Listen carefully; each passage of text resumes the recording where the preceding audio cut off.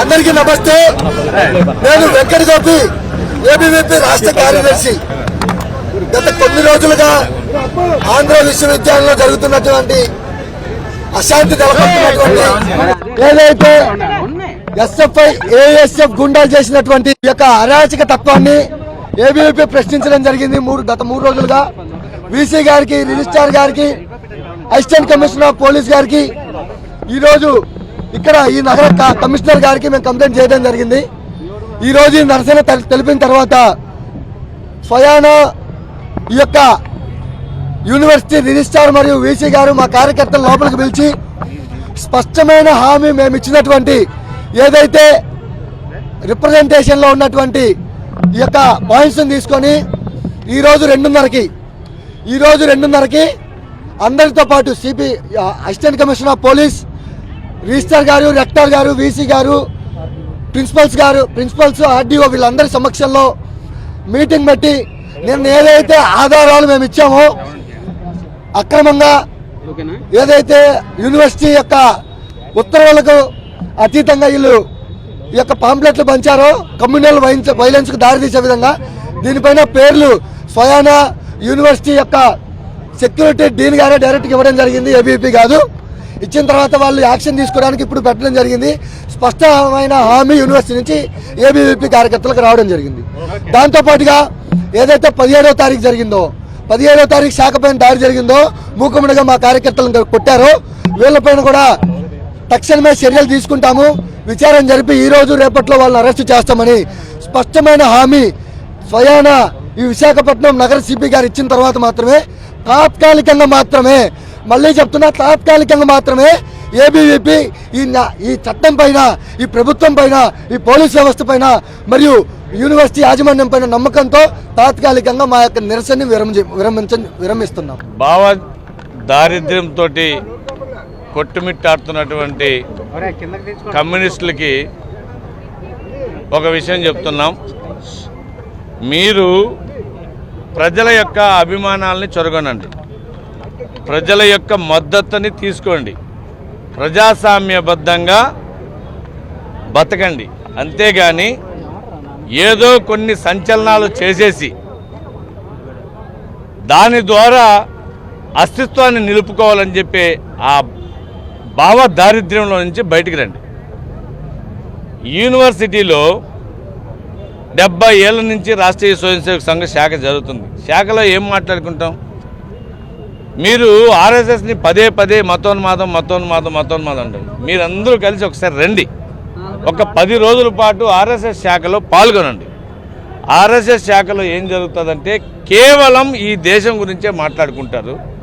ఈ దేశం కోసం పనిచేసినటువంటి, ఈ దేశం కోసం జీవించినటువంటి మహానుభావుల గురించి, వాళ్ళ చరిత్రల గురించి మాత్రమే ఆర్ఎస్ఎస్ శాఖలో మాట్లాడుకుంటారు. శారీరక దాడుత్వం కోసం ఆటలు ఆడుకుంటారు. ఆటలు ఆడుకున్న తర్వాత ఈ భరతమాతను కీర్తిస్తూ, ఈ భరతమాత జగజ్జననిగా ఉండాలని చెప్పి కోరుకుంటూ ఒక పాట పాడతారు. దాని తర్వాత మాట్లాడుకునే ప్రతి విషయం కూడా ఈ దేశం, ఈ ధర్మం, ఈ దేశం ప్రపంచ దేశాల్లో అగ్రగామిగా ఉండడం, ఈ సబ్జెక్టు గురించే మాట్లాడతారు. దేశభక్తుల గురించి మాట్లాడుకుంటారు. చరిత్రలో దేశం కోసం ప్రాణాలు అర్పించినటువంటి వ్యక్తుల జీవితాల గురించి మాట్లాడుకొని భవిష్యత్తులో మనం కూడా ఈ విధంగా బతకాలా అనేటువంటిది మాత్రమే శాఖలో మాట్లాడుకుంటారు తప్పితే ఏ మతం గురించి, ఏ కులం గురించి, ఏ మత నాయకుడి గురించి, ముఖ్యంగా మీ గురించి, కమ్యూనిస్టు గురించి ఒక్క క్షణం కూడా ఆర్ఎస్ఎస్ శాఖలో నేను మనస వాచ కర్మణ దైవ సాక్షిగా చెప్తున్నా. నా 25-30 సంవత్సరాల జీవితంలో నేను పాల్గొన్నటువంటి ఏ శాఖలో కూడా మీ గురించి ఊసి కూడా మాట్లాడుకోను. మీకు భావదారిద్ర్యంతో అల్లాడిపోతూ ఈరోజు మా మీద దాడి చేయాలని చూస్తే మీరు చెప్పేవారు అరచేత్తో అరుణోదయాన్ని ఆపలేరన్నారు కదా. మీరు కూడా అరచేత్తోటి సూర్యకాంతిని ఎలా ఆపలేరు, రాష్ట్రీయ స్వయం సేవక సంఘని ఆపడం మీ వల్ల కాదు కదా. చరిత్రలో ఒకసారి లెక్కేసుకోండి. మీ పార్టీ ప్రారంభమైనట్టు నుంచి ఎన్ని పార్టీలుగా ముక్కలుగా విభజించిపోయేది? సిపిఐ, సిపిఎం, న్యూ డెమోక్రసీ, లేకపోతే ప్రోగ్రెస్, 100 చీలికలు పేలికలు, ఒక్కొక్క రాష్ట్రంలో ఒక్కొక్క చీలిక పేలికగా మారిపోయినా మీరు మా గురించి మాట్లాడతారా? 100 సంవత్సరాల చరిత్ర ఒక్క చిన్న విభజన లేకపోతే ఒక్క మాట తడబాటు కానీ, లేకపోతే ఒక్క అడుగు వెనకేయడం కానీ, లేకపోతే ఒక్క వ్యక్తి ఈ సిద్ధాంతంలోంచి బయటికి పోయి వ్యతిరేకంగా మాట్లాడడం కానీ జరగల. మీ సంస్థల మా సంస్థ గురించి మాట్లాడేది, మీ సంస్థల మా సంస్థ గురించి ఏలెత్తి చూపించేది. మేము మత విద్వేషాలు రెచ్చగొడతామా? నిజంగా మేము మత విద్వేషాలు రెచ్చగొడితే ఈ దేశంలో మీరు బతకగలుగుతారా? ఆఖరికి కేరళలో బతకగలుగుతారా మేము అనుకుంటే? కాబట్టి దయచేసి మీ పిచ్చి భ్రమలని, పిచ్చి ఆలోచనలు మానేసుకోండి. ఇప్పుడు ఆర్ఎస్ఎస్ మీద దాడి చేశారు. యూనివర్సిటీ వైస్ ఛాన్సలర్కి చెప్తున్నాం, యూనివర్సిటీ 100 సంవత్సరాలు చేసుకున్నటువంటి ఇప్పుడు జరుగుతున్నటువంటి ఉత్సవాల్లో మీరు మంచి ప్రొఫెసర్ కదా, అదేవిధంగా మంచి అడ్మినిస్ట్రేటర్ కండి, ఎవరికి భయపడొద్దు. ముఖ్యంగా మీ మీద అనేక రకాలైనటువంటి డేగ కన్నులు మీ మీద ఉన్నాయి. వాళ్ళే విద్యార్థులను రెచ్చగొట్టి కులాల పేరుతోటి లేకపోతే మతాల పేరుతోటి రెచ్చగొట్టి ఈరోజు మీ మీదకి పంపిస్తున్నారు.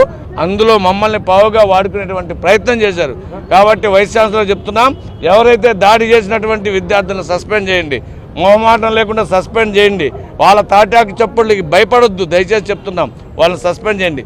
ఇప్పుడు సిపి గారు వచ్చారు, సిపి గారికి కూడా కులంకషంగా చెప్పాం, ఎవరైతే దాడి చేసినటువంటి విద్యార్థులారో వారిని అరెస్ట్ చేయండి, అరెస్ట్ చేసి విశ్వవిద్యాలయంలో శాంతిని నెలకొల్పండి అని చెప్పి మరొకసారి తెలియజేస్తున్నాం.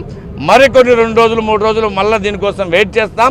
చర్యలు తీసుకోకపోతే, యూనివర్సిటీ వైస్ ఛాన్సలర్ చర్యలు తీసుకోకపోతే ఈసారి జరిగేటువంటి విద్యార్థి యువత ఉద్యమానికి ఖచ్చితంగా పోలీసు శాఖ కానీ లేకపోతే యూనివర్సిటీ యాజమాన్యం ఖచ్చితంగా మూల్యం చెల్లించుకోక తప్పదు. మీరు ఎప్పుడు చెప్పారు కదా, అరచేత్తో సూర్యకాంతిని ఆపలేరంటే ఏబీవీపీని ఆర్ఎస్ఎస్ని ఆపడం కూడా ఒక భ్రమ. దయచేసి పగటి కళలు కనొద్దు అని చెప్పి ఈ సందర్భంగా కమ్యూనిస్టులకు తెలియజేస్తుంది.